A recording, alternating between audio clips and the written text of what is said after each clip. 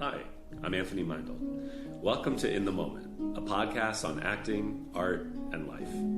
In this series, I'm talking to AMAW alumni, students, and clients about the challenges of acting and the joys of creating in the 21st century.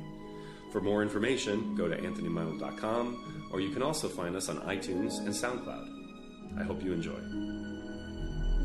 On today's episode, Tony chats with James Maslow about his journey through acting and how to navigate the ins and outs of Hollywood. Hello, everyone. Welcome back to In the Moment podcast. My guest today, you're also a multi-hyphenate. I've had many multi-hyphenates on recently. Welcome, James Maslow. Such a great name. It's so like old school Hollywood. I appreciate you're like that. Cary Grant. You know what's weird? As a kid, I'd always Holden. say that name, my name, that name. And I'd be like, James Maslow. I'm like, is it hard for other people to say? I don't know. No, I think we overthink our own names too much. And is that your real name? Yeah. Oh, you're lucky. Well, nowadays, like, I think, like, you know, when I was in the business in the 90s, when I was acting, Meindl was such, like, nobody had their, like, real names. Nowadays, it's like, wherever you're from ethnically is fine. You know what I mean? Yeah, it's just more organic and authentic, which is also a huge thing that's changed, you know, especially in music. I mean, the personas that people used to have. And these days, I think people relate to organic and truth, you know? So like, your actual name usually makes a little more sense. They used to think it was a liability, right? Like, yeah. Or I think anonymity is completely shifted. Anonymity is something that people used to crave, and I still do. I'm a little old school in that regard, where my personal life and relationships, like, I don't really want to put out there, but with social media, you're all over. If you don't, though, if you don't put it out there at least a little bit, it's almost odd at this point. So it's completely shifted. Yeah. There are a few people who still are not on social media, which is so awesome. And I'm super envious of those people. I think Jennifer Aniston just joined. Like, she wasn't... Well, she was old enough to where, like, I guess it wasn't really around. I'm in a weird middle ground where my career started before Instagram was around. I jumped on Twitter, and then I was adverse to jumping on these platforms, but I'm glad I did. So I'm in the middle ground where I don't necessarily love having to do it, but then I embrace the fact that I can connect directly with my fans and have, you know, millions of eyeballs when I want to promote something of my own. So it's a really cool thing. So do you have to promote or endorse? Do you get products sent to you? Yeah, I've done a handful of one-off things, but I've just never been a fan, and I've worked very, very hard. I'm knocking on some wood here to keep myself in a position where I don't need to. Yeah. You know, I get paid to act and paid to sing, and everything is going swimmingly in those worlds. So I generally say no to just random endorsements unless the products I actually like and use. Although now I just onboarded, I was in New York last week, onboarding a new agency for branding endorsements. So back in the day, it was like, you know, I'd do a commercial or... Wait, an agency for branding, you mean? Yeah. Okay. You know, I used to like do a commercial and they didn't give a crap about social media. Now that's part of their pitch. They're going to go out and the next big thing I do, of course, you're going to see it on social media because it's huge additional exposure, you know? So tell us, so James, you act, you sing, you produce, you're a songwriter as well, right? Yeah, so a session today right after this. Well, yeah, so this is awesome. So, and you're still so young, so like what was your big breakthrough? Well, Big Time Rush was definitely the largest first thing. Okay, so tell me about Big Time Rush, because that wasn't, like, I was too old to be on the Big Time Rush train. I hope so. Yeah. It was, we got some, that was in the early 2000s? Yeah, I was 17 when I first auditioned. Okay. So that's 2007. Okay. And it was like boys band-esque, right? Oh, yeah. It's like the Monkees, right? Where Sony Columbia came together with Nickelodeon and said, hey, how do we create a legitimate band to appease the Sony side? They can go on tour and make music and do all that. But then how do we get four guys who can also act and do a slapstick, scripted, single-camera comedy? So like the Monkees. Okay. Exactly. Whoa. And, we paid homage to them Partridge so many Family, times. in a way. Yeah. Right. Yeah. Okay. But the audition process is something, I've spoken about this a little bit, but nobody really understands when you say it took 2 years of auditioning until we actually started going, what that means. We had 4 screen tests. So as you well know, That's when 17. you get to the point where you're at a screen test, 17 and a half at this point, it's been 6 months of dance auditions, singing, studio recordings, chemistry readings, and now we get to a point like, hey, it's 4 of us, like, let's go in and let's, sing and, and then they go, yeah, we're going to recast. And you go, what? You're still in it, James, but like, yeah, we're just going to go look for you just in case. And you're like, okay, like try not to be offended by it. Then you wait around another 6 months, like, all right, we do another screen test. Yeah. You come in, you're super psyched, a couple of new guys, a couple of same faces. That happened 4 times. On the 3rd time, we actually shot a whole pilot. $1 million pilot, built a pool in the front of Paramount Studios. Insane thing. And then after that, when they said, yeah, we're going to go look for more, like, are you fucking kidding me? Yeah. And I'm so grateful, but can you imagine being 17, 18, and we're on contract? It was $1,500 a month. Which, at that age, it's like, sounds good. But then when I was paying for my own rent at 17 at that point, so I had to move to LA, paying for my own gas, my own food. That doesn't, it's losing money. Yeah. And I couldn't take other jobs. So eventually, my small little agency, I was up for a Disney thing, funny enough. After the 3rd or 4th screen test, it was like the last one, they went, yeah, I don't care about the contract, sue us. He's going to take this job, he needs money, he needs to act, he needs to be out there. And the next day, they're like, oh, actually, we're going to move forward. Yeah. And so, I don't know, I'm so grateful because after all that, it could have been a flop. And ended up being the most highly rated premiere in live action history, became the biggest kid show in the world. Was that on Disney? So that was a Nickelodeon, was Nickelodeon, okay. But it was took the Disney offer for another project. It was like a Disney movie of the week or something for Nick to jump up. But anyways, that was nuts. But then after the 2 years of putting together, it did move very quickly. Mm-hmm. And besides yourself, did any of the original cast make the final cut? Logan was in the first round of auditioning too. Logan Henderson. Oh, Logan Henderson. Yeah. Okay, all right. So he was in the first audition round as well. So he really gets how difficult it was. Carlos came in the second or third, I think. And then Kendall was the last piece in the 4th. He was the one who wasn't in the initial pilot. And are those guys still acting? Or are they like in the business? Carlos is. Yeah. So Carlos is married now, has 2 kids, lives in Hawaii for the most part. Nice. Totally different life. Okay, but him and his wife Alexa, they're doing Hallmark movies together. Okay. Like it's such a unique situation they've put together for with each other. But it's awesome because how many relationships are difficult to maintain when you're constantly you're both acting in different parts of the world, different times. They've found a way where they're doing multiple films a year together and are together and they're working and it works so great for them. Yeah. So they've really paved their own path and they're doing great. I think it's really hard. People don't realize how hard it is to be, if you're an actor and you're shooting a movie for 6 months in London or something and then your partner is here. It's really hard. Even if like they can fly out or you FaceTime or, I don't know if you've ever had that experience, but like... Yeah, I've done both. Have you dated actresses? I have. Okay. Yeah, I don't. It's hard. I don't plan on doing that again. Don't do that. Yeah, And look, the shitty part is you say that, then you meet somebody in LA. Yeah. Who do we meet? Well, people on set. We meet people. But also because we really relate to people who speak our language. You know what I mean? Which can be a blessing. Yeah. Because you understand, right? And then when one's not working, they probably have the flexibility to go. But then when you're both working, which is ideal, you also don't see each other, which sucks. I found a really unique situation. My girlfriend, Caitlin.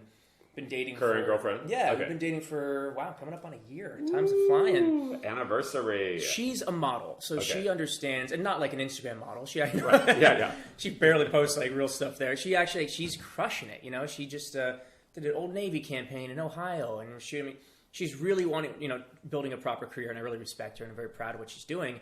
But I only say that to say that she's like industry adjacent. She gets it, so she's not surprised when I have to, she sees a movie and like I have to kiss a girl in it. She's like, not excited about it, but she gets it, which is a weird situation to get. Right.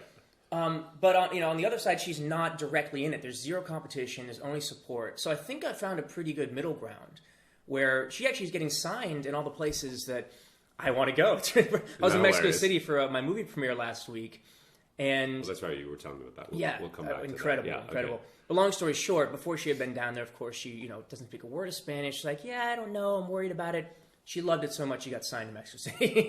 Which for me is great because I want to go visit. So it's working out well. Yeah. Now watch. Cut to 6 months from now. She's like, James, I think I want to take an acting class and kind of. Well, she gets called in for acting roles because every pretty girl in LA. So she tries to convince them to be an actress. Yeah. It's the worst possible thing you can do because even if you want to be an actress or an actor, it's difficult. Yeah. Don't just show up because somebody told you you're good looking. Like, you're not going to... Even if you get a job... you have to do the work. You got to do the work, and you got to love it. I work with a lot of... not a lot, but quite a few supermodels. And, they're really serious about making the transition or doing both. But I think the ones that I'm working with are like, whoa, this is hard, or they were being submitted for things that they just were not really ready for. You know what I mean? And so their learning curve is like, okay, this is a completely different muscle than modeling. Yeah, you know, it's entirely different. And Caitlin, my girlfriend, has no interest in really doing it, and yet maybe it's because she's not trying. She keeps getting like, right. Oh, hey. Well, there's that too, right? Like as soon as you give zero fucks, like you all of a sudden people call you, and even when you are an actor, that's like a weird thing to learn. Yeah, where you need to go in so fucking prepared. And you want it so badly, but I swear it is like the less you need it, the less you need it, the more likely. And also, like the worse job you think you did, it's just strange how it works. Sometimes those are the fucking straight to producer sections. Yeah, you walk out and you're like, oh my God, this is awful. I'm moving back to Ohio. And then you get a call. And you're like, I don't know what I did. It was awful. Or like the opposite side too. Like I've had 3 recently for a series, like an HBO one, some killer auditions. Okay, that's awesome. You're getting out. Definitely getting out. I've really found, we could talk about the big agencies and how they don't work. Yes. And I've found just really great, small, hungry, aggressive teams that are working great for me. But anyways, your team really, listen, I think that's an important point that we shouldn't brush over. Like sometimes actors get starry-eyed about, we were talking earlier about my guest earlier this week, and she's at a more boutique agency, and she's finding it to be so much better because people really care about her there and really believe in her. You have to have, and I know your reps, and same thing, they're super excited about you, so they make calls and they pitch and they really fight for you, whereas, you know, I think sometimes in a gigantic agency, you're one of, you know, it's you and Leo DiCaprio. You know what I mean? It's like you and like Brad Pitt. And something that I learned, and I was at CAA across the board for many years. And this is a transparent thing. Nothing against the agency. Definitely something against the individual people who were with me, which I won't name out of respect. They didn't do anything. Yeah. I commissioned them on the largest financial years of my life at the time, maybe even to date, you know, and they literally never procured another opportunity. Whoa. Because they just didn't care. They were already making the money, and they were focusing on the people who were, you know, doing the $10, $20, $30 million paydays. Yeah. And even though mine were pretty darn good, they weren't quite there. Yeah. And their overhead is so much so that they can't justify working on a small financial project. For sure. How do you develop clients then? No, it's hard. But go ahead. Yeah, sorry. I have so many thoughts about it. But James, so were you, but when you had, so this was post Big Time Rush, yeah? This was during. Oh, it was during. So did you move over there? I did. But unless they renegotiated for you, they wouldn't be able to get, you know. They did. I moved over after season 1. So then they sold it. That's why, you know, the 10 agents at the table across the board. Yeah. I'd known their history. I actually just finished the Michael Ovitz book, which was so interesting. Oh, really? It's you should read it. Okay, maybe I will. Who is Michael Ovitz? Okay. Absolutely. It's really the stories he tells. I mean, he's one of the first founders. But What's anyways, it called? Something, who is Michael Ovitz? That's right. That's the name of the book, yeah. Okay. But I digress. Look, they can do wonderful things, but look, if you're a young actor and you're listening to our little podcast here, I highly encourage you to go to a smaller place. Because until you are the Leo size, they financially can't even justify doing the work for you. I remember going for an independent film. There was actually Schedule F, which means it would have been $65,000 for the lead. Which, to like any actor, that's still a lot of money, but that's an independent project. Right. That at 10% of $65,000, I had an agent at CA told me it's not worth our attorney's time to do your contract, which is crazy, you know. But that's how they work. Well, I think it's becoming even more monolithic in that regard, you know. And I think it's interesting that I've been in the business for 24 years, and I've had the school for 22, and to me, it started out more boutique agencies, and then, you know, the big 3 or whatever. The big 3 have been around forever, right? But then they kind of melded and molded and became even bigger corporatized. And then a lot of smaller agencies, like I remember like in the mid 2000s, late 2000s, into the financial crisis, like a lot of some really great small mid-sized agencies completely went belly up, right? Or they were folded into the big companies. And now I'm seeing like your reps and like Cassie was telling me, you know, actors were telling me where they are, like they're really not only boutique-y, but they have great clients, and they're becoming, I don't know, I think it's becoming more specialized. You know what I mean? And they can still be very effective, which I think has always been the fear of going to a small place is, well, CAA is going to package me or WME is going to package me. There's so much opportunity these days. You know, there's like 900 shows, scripted shows on TV or something. Actually, that the boutique ones absolutely can be effective. And for leads and such too. I mean, people are looking for talent again. I think, instead of just for sure. But I also think, James, there's a lot of talk that like somebody like CAA, most of their money is not being made off of talent anymore, and they're going to continue to become, it's corporate. It's corporate. You know what I mean? I think their sports is a lot larger revenue than even acting at this point. Yeah.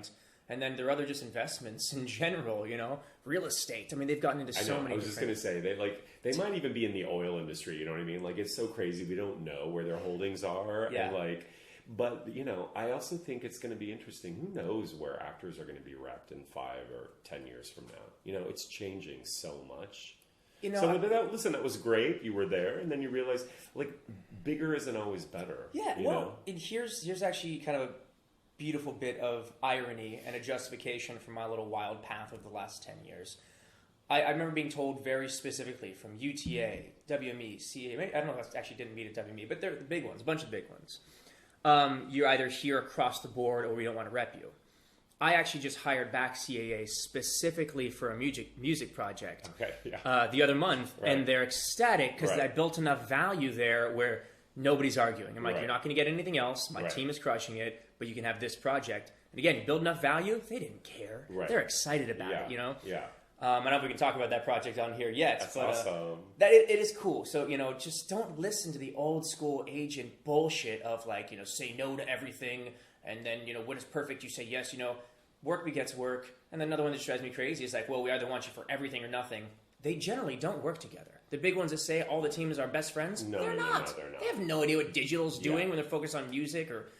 It's crazy. No, that's a really good point. Also, not saying... I've always found that, work begets work because it's not just the work, it's who you meet. 100%. And then all of a sudden you meet your lover on set, or you meet your writing partner, or you meet a producer who wants to shoot their next movie with you in the lead. But if you say no to it, I mean, I'm always say no to things that morally or ethically, you know what I mean? But to me, all work is a learning experience. Yeah. And you never know what's going to happen. You just never know. It reminds me of Dustin Hoffman quote. He's got so many good ones over the many decades he's been doing this. But this resonated with me when I heard it. 20 years ago, I was very young. My dad or somebody was like, you would always say there are no small roles, only small actors. And, there are a lot of small actors. Was that a Dustin Hoffman quote? Because I know that quote. Yeah, I believe it was. Because he's not a particularly large fella. Right. And, that's right. That's so funny. Yeah. And I just love that.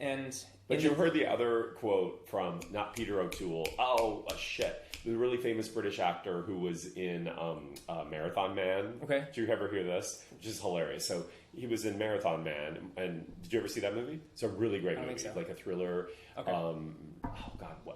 I can see the British actor. He's probably in his 80s now. But anyway, he was at the top of his game at that time, and Marathon Man, Dustin Hoffman was the lead. Where I don't know what he got caught up in, but basically this heavy was they were after him in the movie, and then they caught him, and then I just remember this violent scene where they were going to pull his teeth out, right? It was really painful to watch, his teeth being pulled out.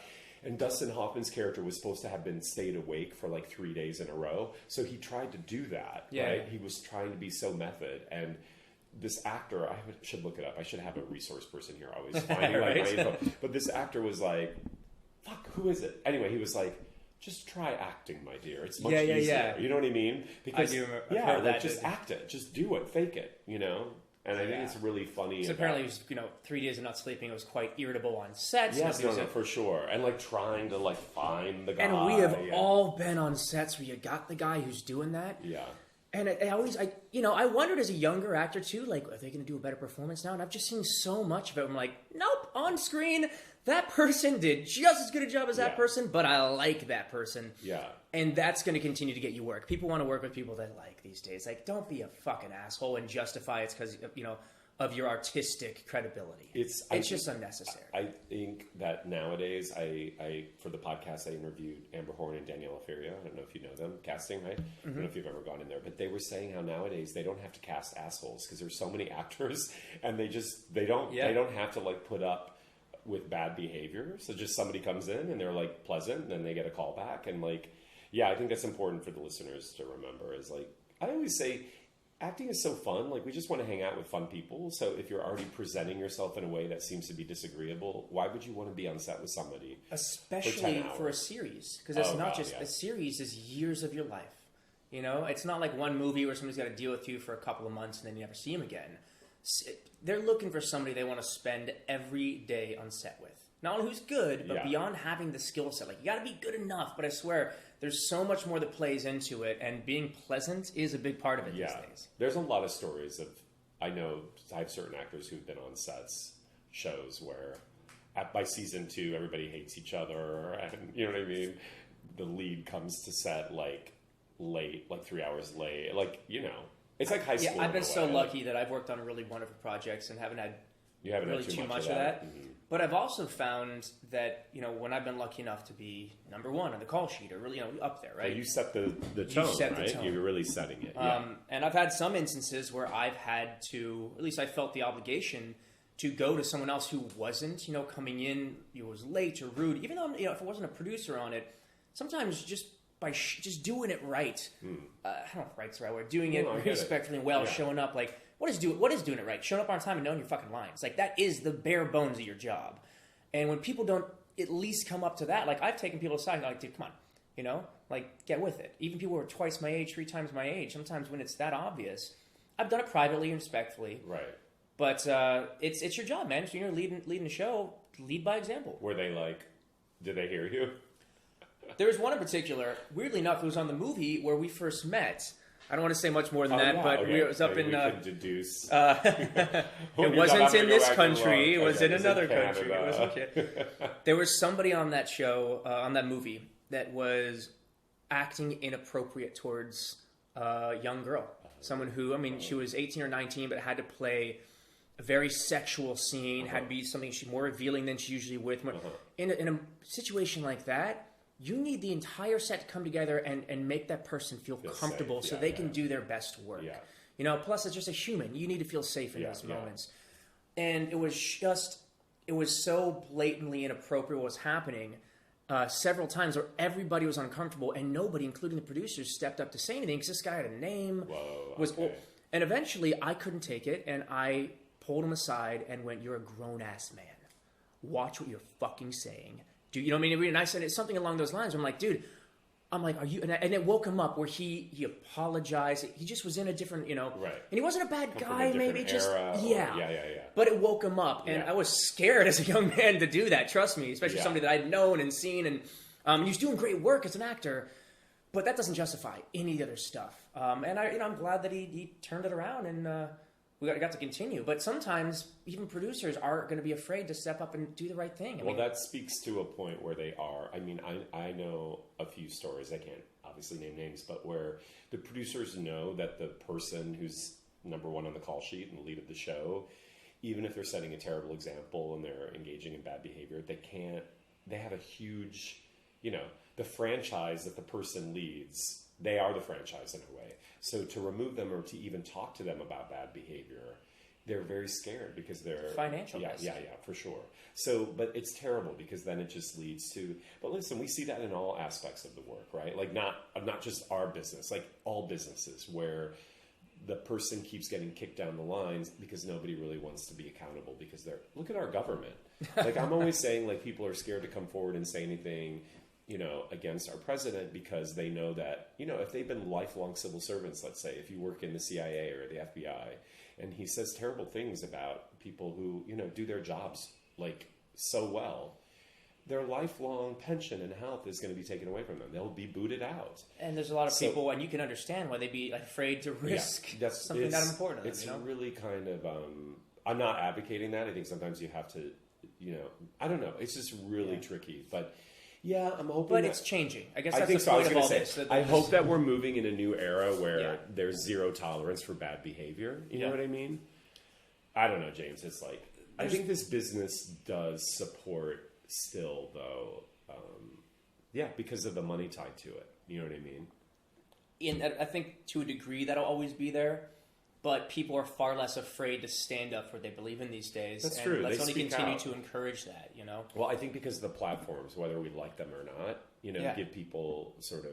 They give them a voice. Independence to do it, So we met. I'm so proud of you because you've just been really you've done the work and you've been in class and you're working it out and I'm still in class. I'm still learning. it's really commendable, and I'm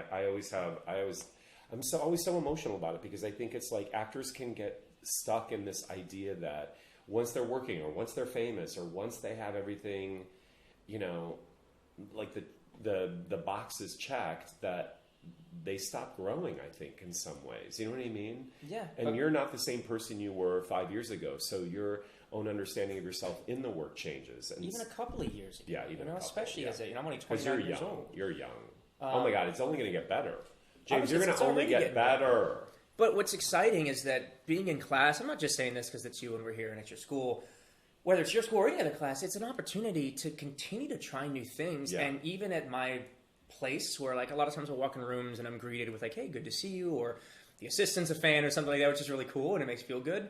There's still a fear and so much of that is alleviated by going into class and just trying out weird stuff, like having that fear happen in the black box, right? Or in the room, where then it's a lot less daunting once you're there versus if it's the first time you've read the piece in front of casting directors, you can't really expect that to go perfectly. It's not going to. I also think it speaks to sort of, to me, the X factor of you go in and you do an audition, and because you've been in class, and class is stretching people, I can only speak of our school, in such an extraordinary way, that even if you don't feel like you crushed it in the audition, that there's something alive and happening. It's technique based, right? You're listening and you're processing and you're available in a way that even on our worst days, we're like, that sucked. I have found invariably that there's something more going on in the actor because they have more going on because they've been working it. It's like going to the gym. I mean, if I'm healthier and I can lift more weight or I can run on the treadmill longer, then the next thing that I have to do that feels harder, what I've done setting me up for that has prepared me. Does that make sense? 100%. That makes sense. Well, it's a muscle. Yeah, it is a muscle. Anything you do more frequently, you're going to become more comfortable with. Yeah. I mean, look back to Outliers. The 10,000 hours is a real thing. I love Malcolm Gladwell. Yeah, fantastic. Yeah. My thing this year is reading at least a new book a month. Okay. What's your book this month? I just finished. You're like, oh God, I don't know the time. I have a stack of. I just finished the Michael Ovitz one for last month, you were saying that. And I've started the Big Whale. Which is I've heard great things about. Who is that? Do you remember who that's by? I'll have to look it up. Yeah, but I have heard about that. This point, if anybody gives me a book recommendation, I Amazon the physical copy. I don't really do the Kindles. I don't like it. I feel less motivated. But also then you see them sitting on your coffee table, and I feel bad if I haven't gotten it down a little bit in a month or two. I should do that. This is good. You have your own book of the month club, basically. It's the James Maslow book of the month club. But I've always loved reading and writing, and yet then I found myself for years. Oh my Lord! I've been talking to my friends about books, and I felt like I wasn't pursuing a continual higher education. I felt like an idiot. I'm like, what did I screw this? I like it, and it's almost appeasing my own ego. Yeah. By doing this and having it there, and frankly, it buys me a lot of wonderful time, whether I'm at a doctor's office or a fucking audition. Yeah. Sometimes you're sitting there forever. Yeah, sitting on Instagram, A, I feel like you look like everybody else, and B, what are you really learning? You're killing brain cells. Bring a book with you. Well, they also say that because of social media, that we're now reading vertically, which is so scary, that we don't read across. Wow. You know what I mean? Yeah. We read down now. So, I don't know. I have a new book coming out. Ooh, maybe you'll add this to your book of the month club, James. In May, my new book. And it's acting related, of course, but it's like short stories of my life. But I'm like, oh God, do people read anymore? But I think they do.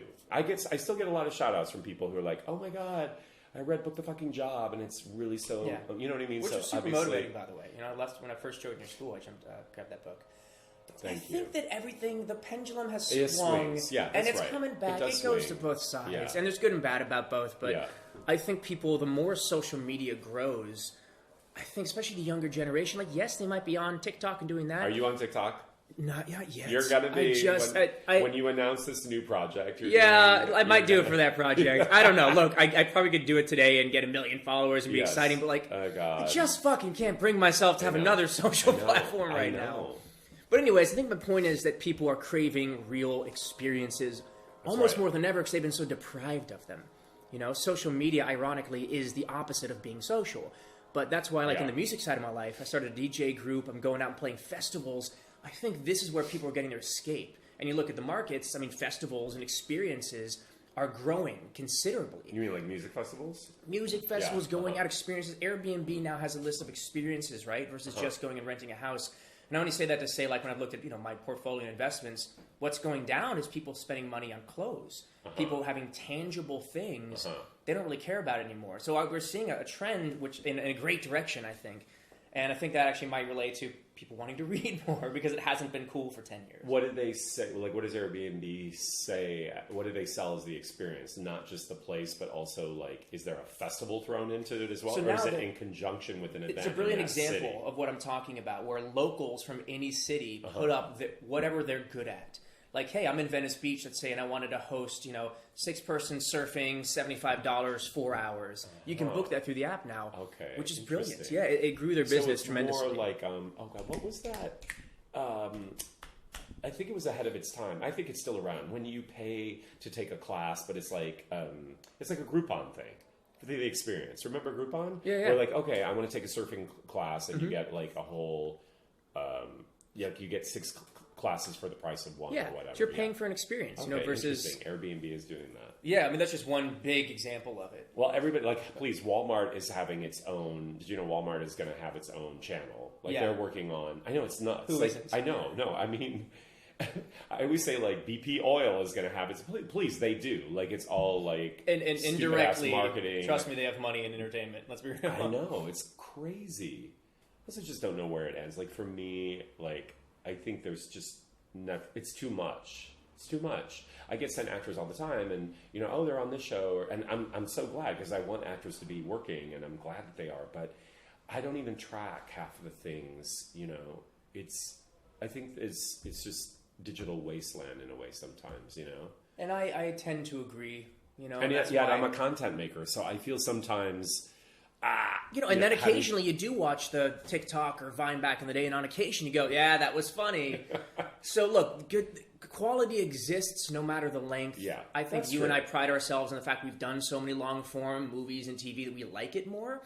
But when you're good, you're good. And so that's where I'm trying to wrap my head around, most of it is shit. Most of it I think is dumb. It's literally people going and pranking somebody or hitting them in the face, and that's comedy. That's not comedy. But some of it really is done well. And if we're going to do it, anybody listening, you, I, be creators, try and do it in a way that you're proud of. Yeah. Well, I'm always saying, create the thing that you want to see or create the thing you wish existed. You know what I mean?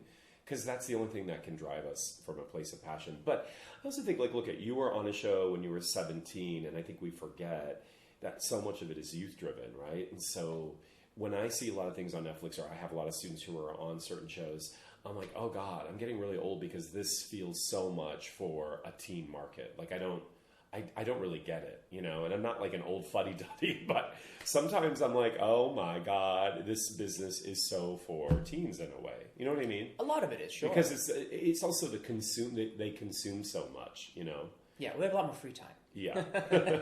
Except weirdly enough, they don't have money. You know what I mean? But that's why they're doing it. They're consuming for free. Their parents are paying for unlimited data. Well, that's true. The parents are doing it. And that's what's interesting about a lot of the YouTubers and influencers.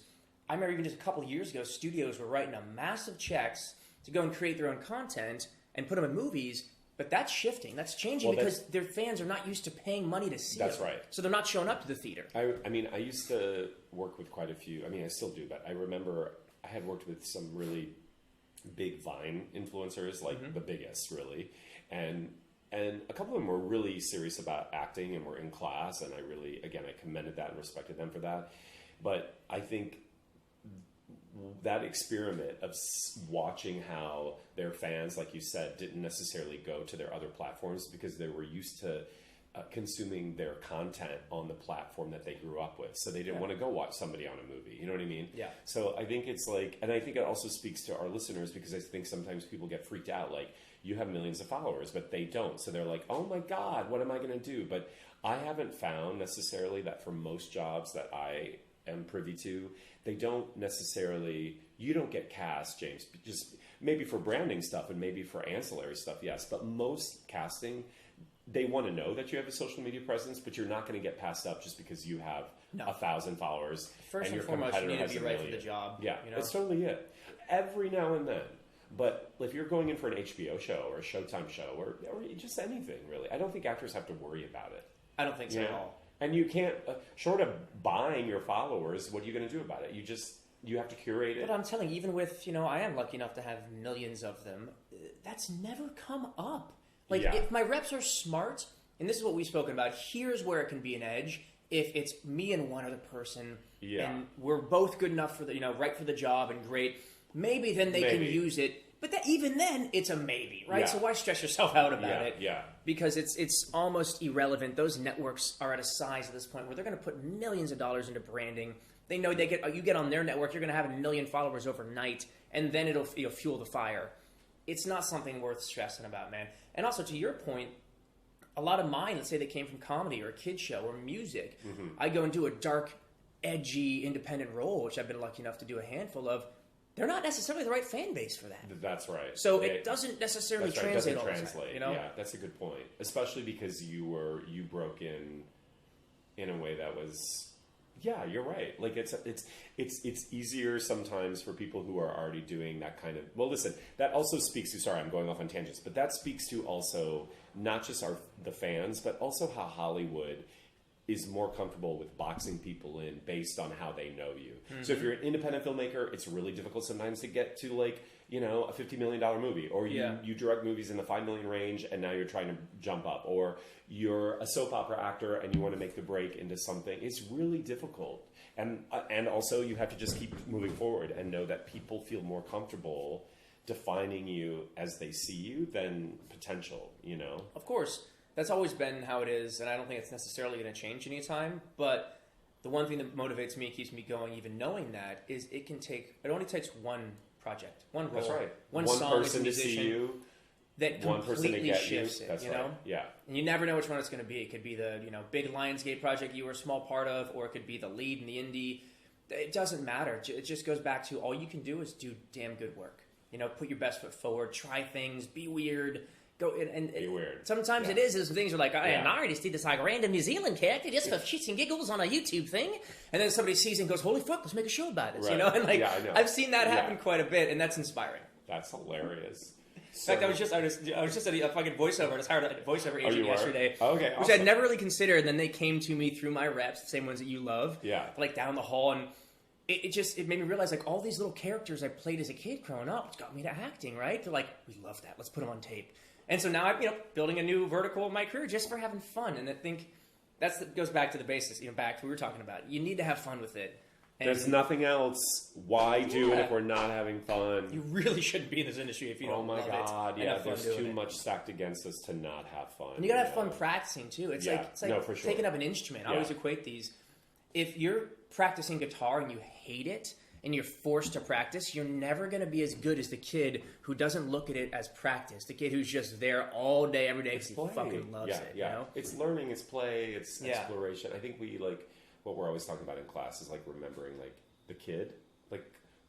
I always say what is the name of this thing that we're doing? It was called a play. The Greeks called it a play, which by the way comes from the literal meaning came from a skit. It meant a skit with goats. That was the original Greek. I know it's so creepy and weird, but maybe they had goats in the pastures. I don't know, but fun, frivolity, play, movement. Maybe they meant they want the greatest of all time actors. That's they had that term way back when. We got to use the goats in our skits. That's hilarious. Oh, that's real dumb.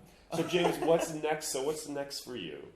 I know you have an upcoming project that we can't really talk about today, but hopefully by the time this comes out, it will be announced. Yeah, well, on the music side, I'm going to be releasing a lot of music with my group LTX. I just started this. My best friend is a DJ group. Yeah, I've seen that on your posts on social media. Yeah, we played Chicago, a couple places, a couple clubs last month, and we just got announced playing main stage at Summer Camp Festival. So we're very excited, and we're going to have a lot of original music coming out with that soon. Is it just the two of you then? It's just the two of us. Think of it like Chainsmokers. There's two of them when they DJ, but they actually write and produce their own music too. So similar. And my best friend Eugene Ugorski is one of the most... He's a prodigy. He literally is perfect pitch. He gives her cell phone ring, but F sharp, suspended seventh. Oh shit! And he became the biggest violinist in the world. I was going to say I know that name. I feel and I'm not really in the music world, but he's been doing it since he was 5 years old. When we were 17, one little example, I saw him sell out the Hollywood Bowl. with him as the violinist and the entire LA Philharmonic backing him up. And that was the smallest show on his tour. So kid's brilliant. And he's also been my best friend for 15 years. Aww. So we had a bit of a... Does he play the violin then while you guys are doing your music? As part of the music? That'd be so cool. He will. When the time is right and the venue's big Because doesn't Lizzo play the... No, she plays the flute, but like... Lizzo plays a few instruments. But that's and it's cool. Very unique. I love that when they do that. Oh my God, when people see him take out the violin and blend it into electronic music. Yes, that would be so awesome. Yeah, I mean, that's something. So I'm going to be singing on some songs. Okay. We might incorporate some dance because of my background for certain festivals. Okay.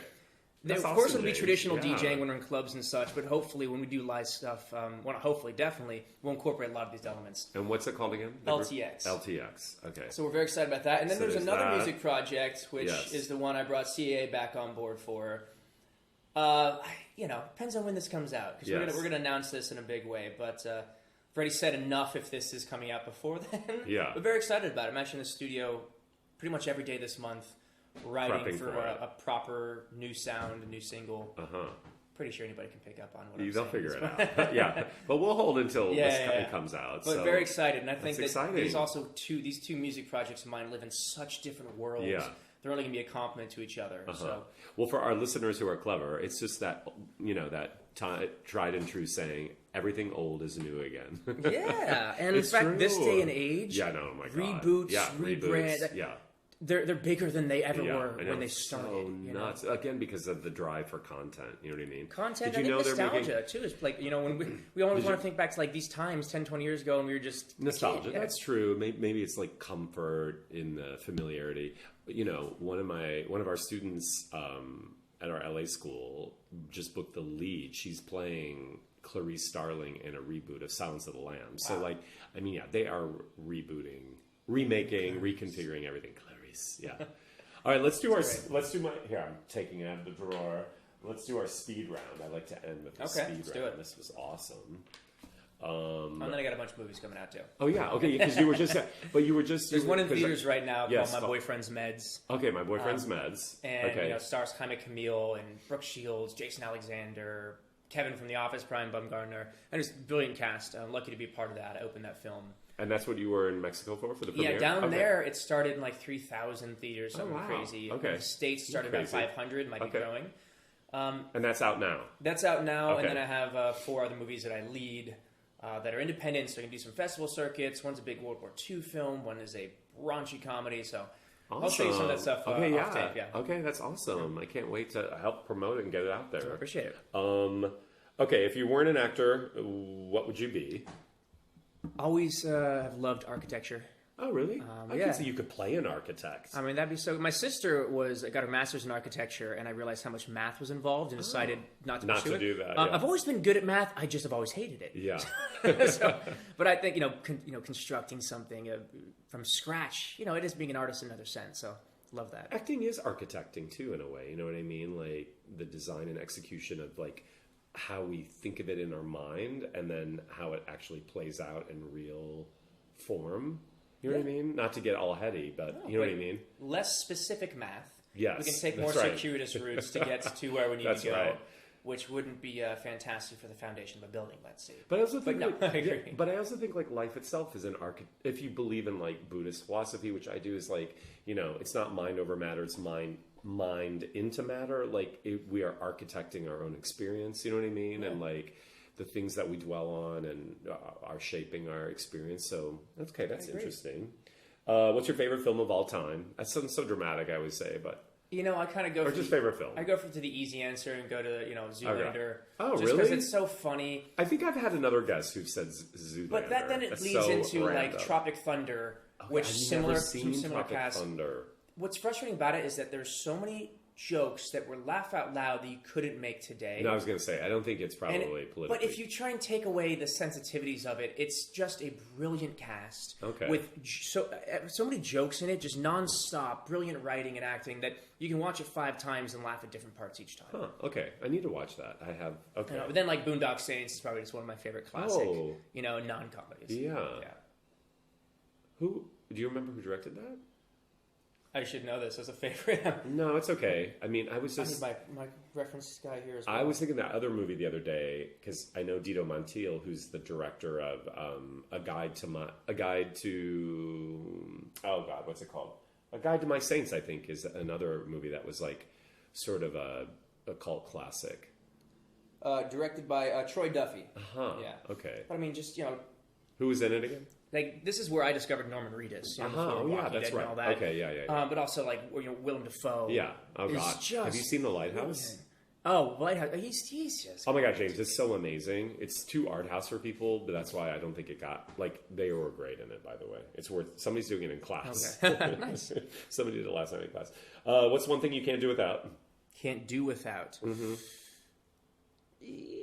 I like warm weather. I was just in New York and it was frigid. All right. You like... I prefer it. Venice Beach weather. Yeah. Okay. Do you surf? I do. Oh, okay. Perfect for you. Who's your celebrity crush? It can be male or female. It's gender, not specific. I haven't thought about this in a long time.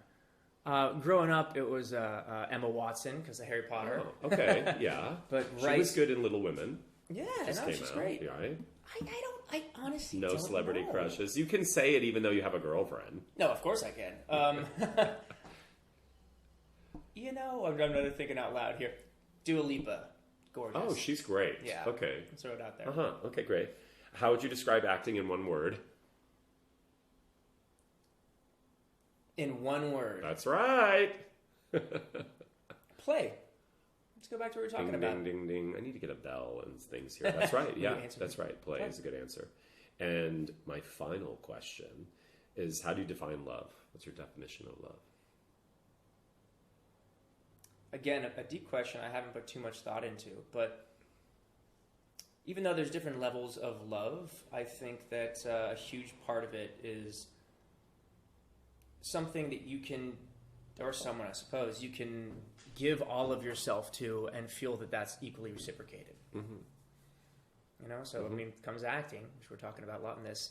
If you're giving and giving and giving, you don't feel that you're getting enough back out of it, then you might be in love with something that's not right. Mm-hmm. Whereas, you could do it as a hobby, but genuinely love it and just have the most fun ever. Mm-hmm. I feel like that person's have the better chance of doing it. Like that's when it's the right fit. And same with the person. Point. If you feel like you're giving constantly, you're not reciprocating, it's not that's not the right fit. Not the right love. Yeah, no, that's not the right love. That's right. It can be a love, but yeah. I always say that I define love by this moment, just right now. I like that. Yeah, just who I'm with and what we're talking about. So thank you for being here. Thank you for having me. It's my pleasure. So James, share with our listeners where they can find you and your music. Back to the socials, probably easiest. Course, just at James Maslow, Instagram, Twitter. That's Facebook. his real name, people. Yes, James Maslow. Where are you from originally again? I was born in New York, but grew up in San Diego. Moved when I was pretty young. Okay, all right.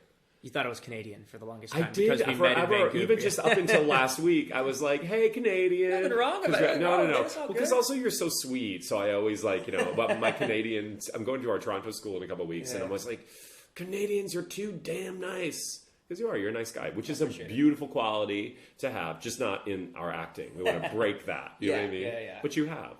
So on the socials, James Maslow, and tell them about your band again, and where are you playing next? Although that might have been expired by the time this comes out. Yeah, so we're playing do you have end of May, so maybe not. Okay. LTX, we're going to be the main stage of Summer Camp Festival, which is just outside of Chicago. Do you have a website or anything that has a calendar that they can track? Or JamesMaslow.com is my website, but it's not currently updated. Okay, well, my digital guy is, we're switching teams. Okay.